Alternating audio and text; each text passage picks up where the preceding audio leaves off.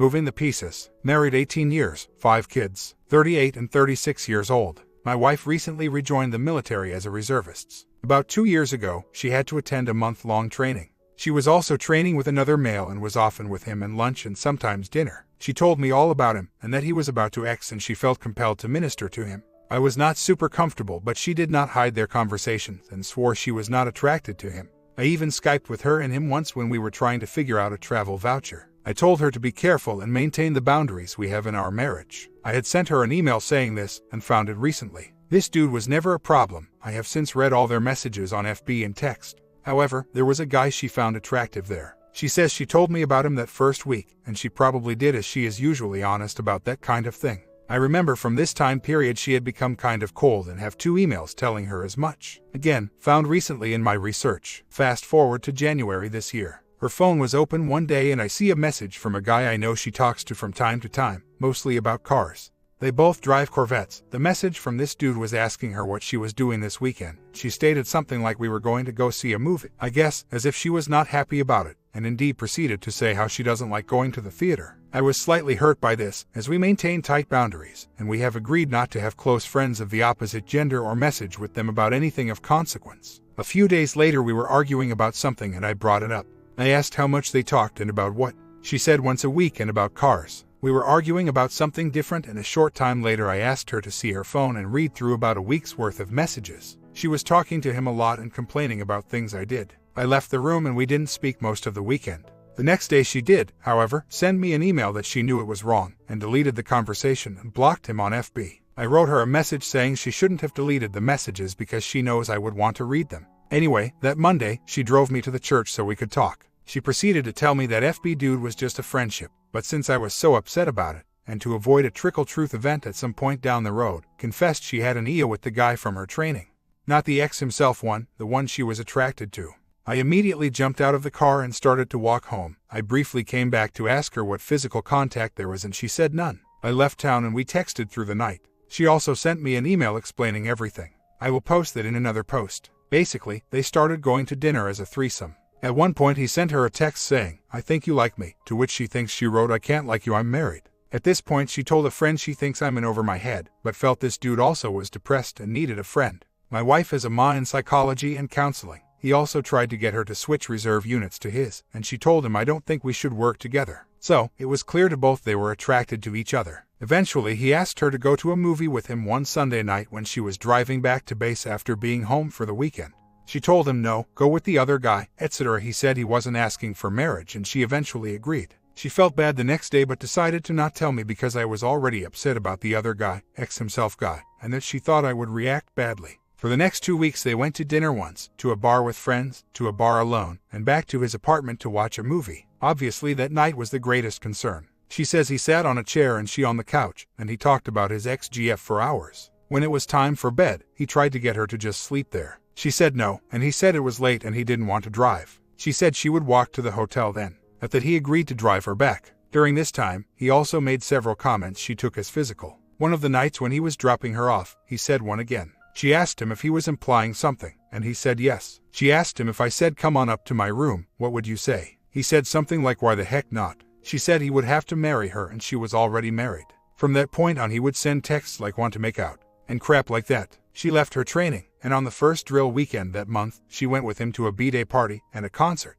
The next month he was out of town during her drill weekend. The next month we were on vacation and she missed drill. The next month they saw each other at a work function and hung out for an hour or so. She said she started to lose attraction after the training time, and their texts became infrequent, and that they were always a bit awkward. I saw in Google history that the night she was at the B-day party with him, they had watched a YouTube video on awkward texts. She claims he started to only answer her texts with one word. She noticed he had stopped liking her Instagram posts. I saw in some texts, that didn't quite go back far enough for me, that her friend asked her in Nav of that year if she was behaving herself. She said yes, sadly, just hung out with the girls. She then went on to say she thinks he found a GF, which is fine, but doesn't understand why they can't still be friends, and wants to tell him off. She tells her friend she is still concerned about him maybe being depressed, and may try to meet up with him in deck. She says that she will just let it go and that if God needs her to help him, then he will show her. Shortly after she finds he unfollowed her on social media. That Jan, she sends him a text. I remember asking her that day who she was texting with,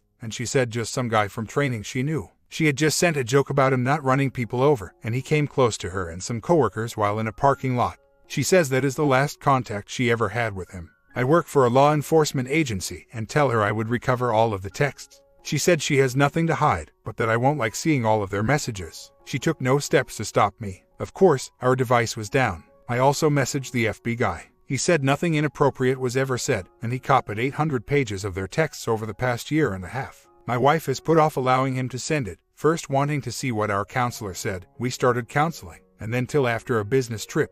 Now she wants me to wait till I have a plan, as I will not like reading through these. Again, she says she didn't flirt, send anything dirty, nothing like that. Just that I won't like reading her messages to another man about life in general and the few vents she made to him about our marriage. I have read hundreds of posts on here about other affairs and know most of you will assume she slept with the dude at training. I sincerely doubt it. She says the only physical contact was a side hug when others were present, and he touched her back on 2 occasions while on the way to the restroom in a restaurant. She confessed it to me and has no real issue with me recovering messages. She says she was caught off guard, fell easily into his ploys, was happy to have his attention, wanted nothing physical from him and never even thought about it. She has broken any bonds she had and has no desire to ever contact him again. She realizes now how easily things can happen. As for the FB dude, says there was never any attraction and had no negative feelings deleting and blocking him. So, my main reason for writing this is just to get everyone's take. Definitely working on reconciliation. Definitely believe she is being open and honest. I have logged into all of her social media accounts. Definitely will be reading the FB messages. Definitely will be recovering the texts. Definitely hurt by this because we have tight boundaries on our marriage and she broke 2 of them. Her message about FB dude she wrote the following morning after confrontation. I have a lot of things I would like to say, but I feel it is wiser to stay on schedule with the kids. I do want you to know that I blocked him on Instagram and Snapchat trying to figure out how to delete Snapchat entirely, but the link isn't working. I posted that I am starting my FB Lent break early, as in today, and deleted FB and Messenger off of my phone. I didn't block him before I did that, so I will block him and his wife from the computer. I do want you to know that I am completely aware how wrong it was, and I am truly sorry. Not that you found out, but that I hurt you and carried on this relationship. And whether you believe me or not, there really aren't any feelings on my part. Blocking him from everything is actually relieving. While I am sure I did gain from the relationship, it was truly minimal and unnecessary. Letter about attractive dude at training. Dear BH, I am certain you don't care, but I really am sorry that I hurt you. I am sorry for making poor decisions. I am sorry for betraying your trust. I am sorry for hiding all of this from you. I have taken it to confession on multiple occasions and feel that I have been able to break any bonds there. I have no desire to see or talk to him again. I have no desire to end up in another situation such as that. I feel that he played me for a fool, and I am sure you agree. I think it was all a game to him. I kept telling him no, I can't do whatever because I am married and it's not right. He basically told me how stupid it was that I couldn't talk to a guy because I was married. Hard to defend that to someone not married. So, I think it was a game to see how many of my rules I would break. Obviously, a good number. Satan did well. I feel like I told you most of it in the texting, though I am sure you have more questions. The first couple weeks he was friendly enough, but other than a couple of odd comments that strangely rang of jealousy to me, uneventful. One of the first couple days, maybe that first day, you were trying to get a hold of me to get our son's number. I had a number of texts and missed calls from you when I looked at my phone. I mentioned that I needed to step outside to call you as you had called 8 times or whatever it was. He replied, "Stalker much?" I thought that bizarre, especially since he didn't know me at all and simply stated he needed to get a hold of the kids and didn't have the number and walked away. Wasn't a good first impression because my feelings were that you were my spouse and could stalk all you wanted.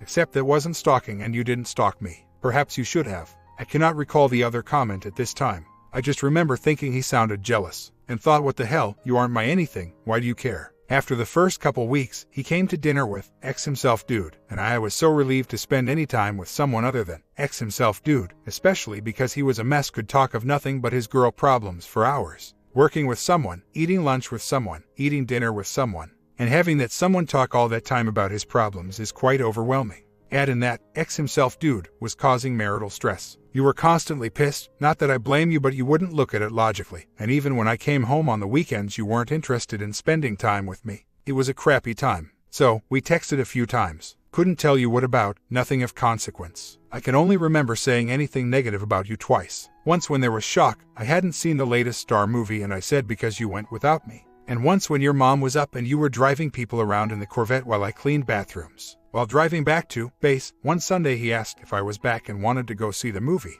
I said I wouldn't be in until late, 9 or something. but I knew X himself dude was back already and I was sure he'd go with him. He said some not nice things about him and how he didn't want to go see a movie with him because he never shut up, etc. Said there was a 10 o'clock showing.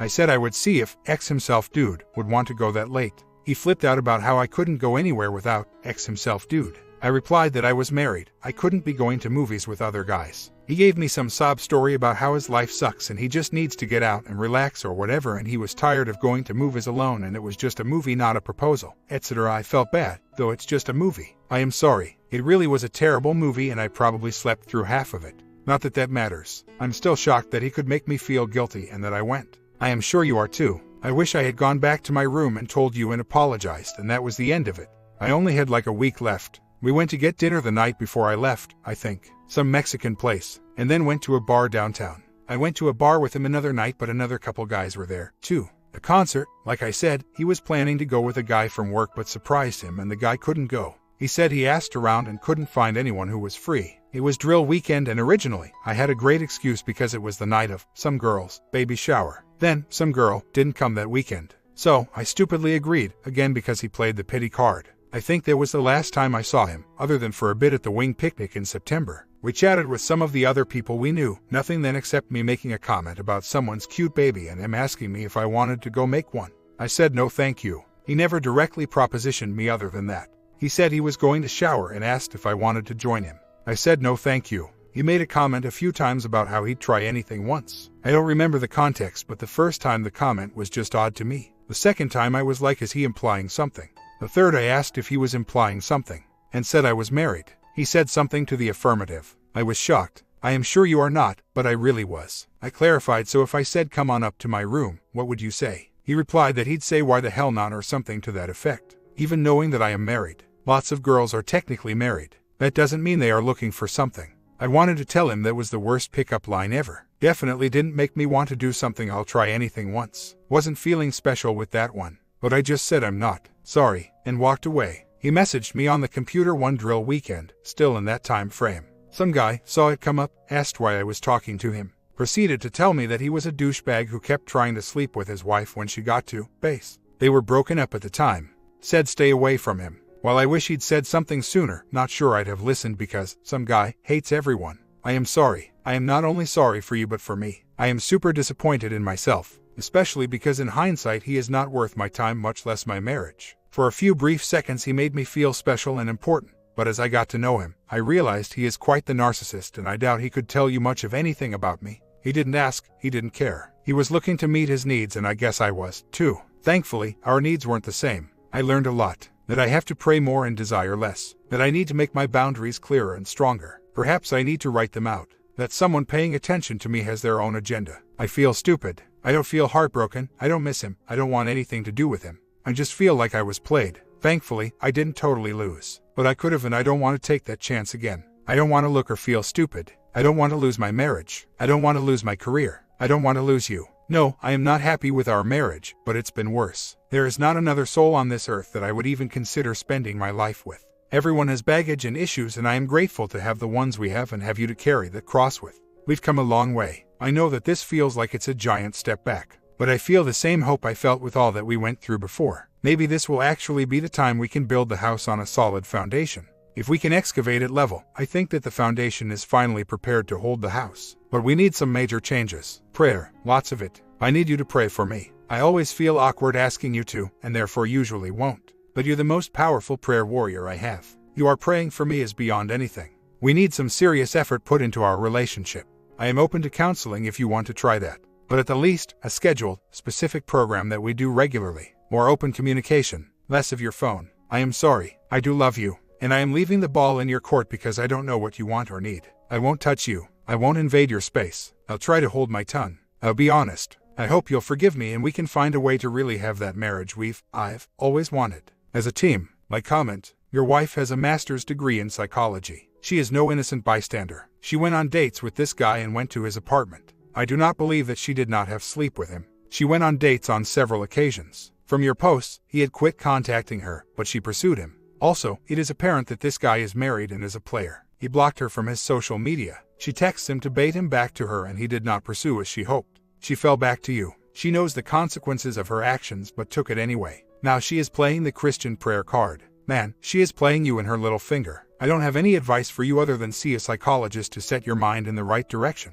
You need to build your self-esteem. If you do not have 5 children, I would say to you to ditch your cheating wife. Sorry you are here. OP responds. Her letter sucks. Yeah, although she was trying to not trickle truth, which is why she told me about the training guy to begin with, she still did to some degree. Little things like she sent him a BD card, that he sent her a pic of him on Snapchat once, of him and his dog. How one time she wrote "Hi-am" in the dirt on his truck. He got mad, so she would write "Hi-am" on her Corvette and send him a pic of that to show he was too uptight.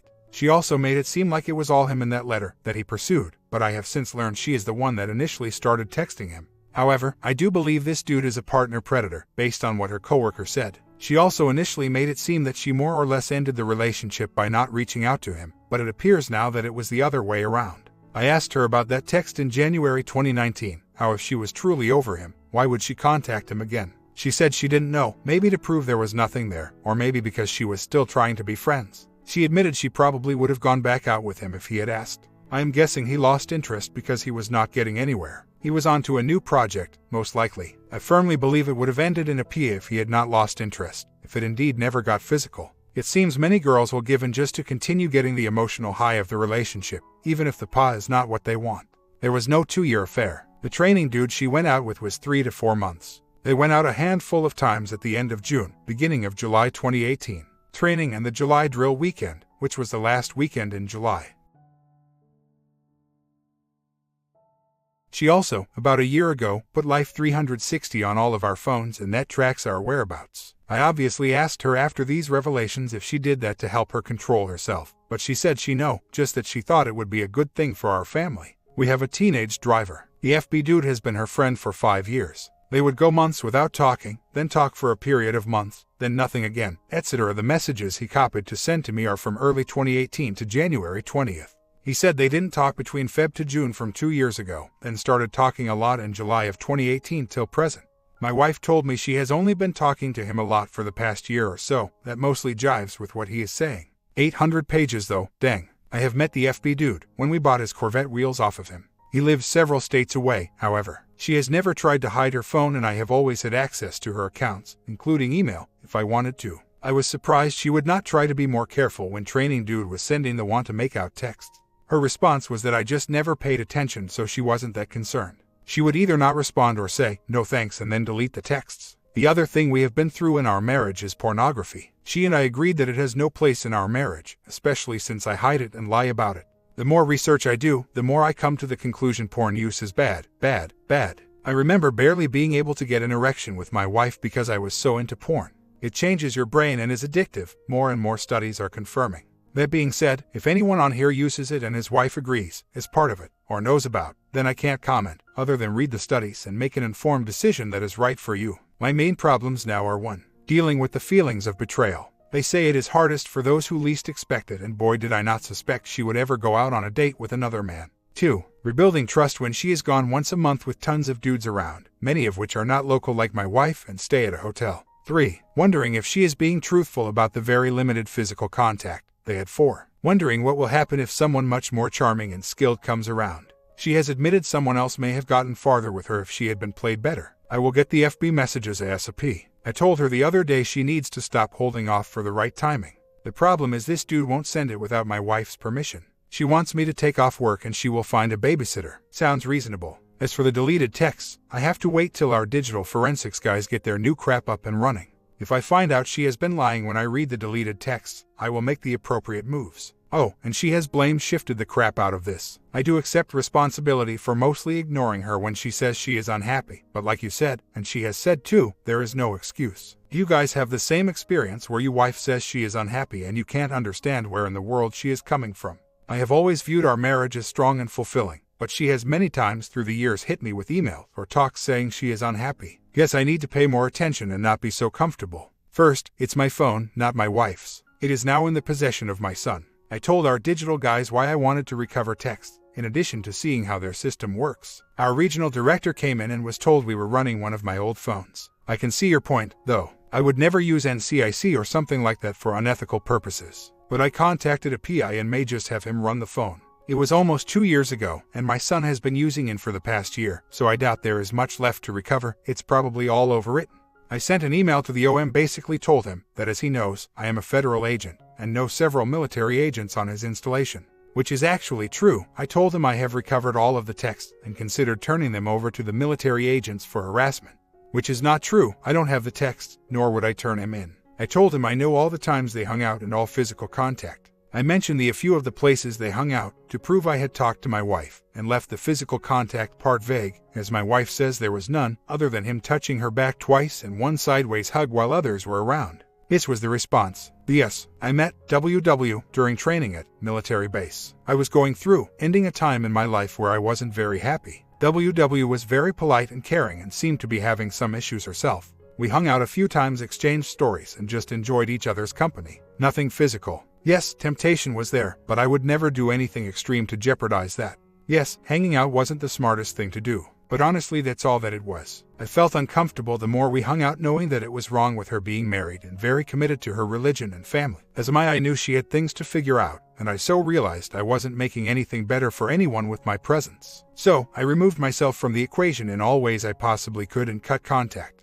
It has been a while since I have cut contact, and I don't remember every detail from that time. I have no reason to have any sort of contact with her, and I sincerely mean that when I say I'm sorry for any trouble my actions have caused. I will honor your request. As I said prior, I don't remember all details, but the concert, watching a movie, and grilling some food in my apartment is what I remember. Once again, I apologize for the trouble BS. I doubt she would ever agree to a poly. I know the standard thinking is it went physical, but I sincerely doubt it.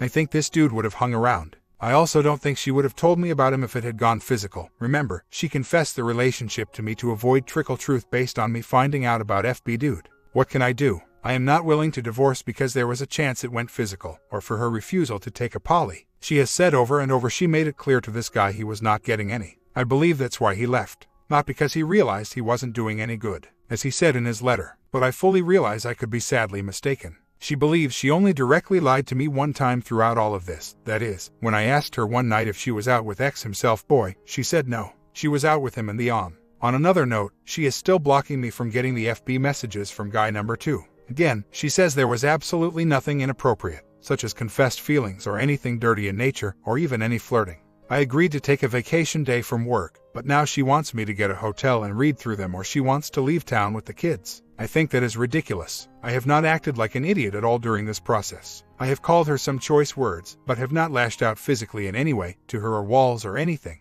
Starting to get frustrated. Oh yeah, and every time we talk it's all my fault. This is what she just wrote, in reference to getting the FB messages. I understand that you are hurt. I am glad that you are hurt. It shows me that you care. I am sorry that I hurt you. Very sorry. I hope that someday you will forgive me. I don't care how you read the messages. I do not feel a need to be there for it. That's your decision. I care how you handle what you read. I am not confident that you will handle this in a reasonable manner, and me being right will not mean anything other than another disaster to deal with. I do not want our children subjected to more of being ignored and forced to take care of themselves. We would go into the room and close the door to discuss things. That is all I have been trying to say this whole time. I do not in any way, shape, or form feel that I am out of line by saying that I think you need to be away from the kids to do this. That's not controlling. That is being rational and mature. I also do not think that is beneficial for either of us for you to keep researching why or how I messed up. I think that has long since been made clear, and I do not find it helpful. You cannot change me. You also cannot keep telling me what I need to do.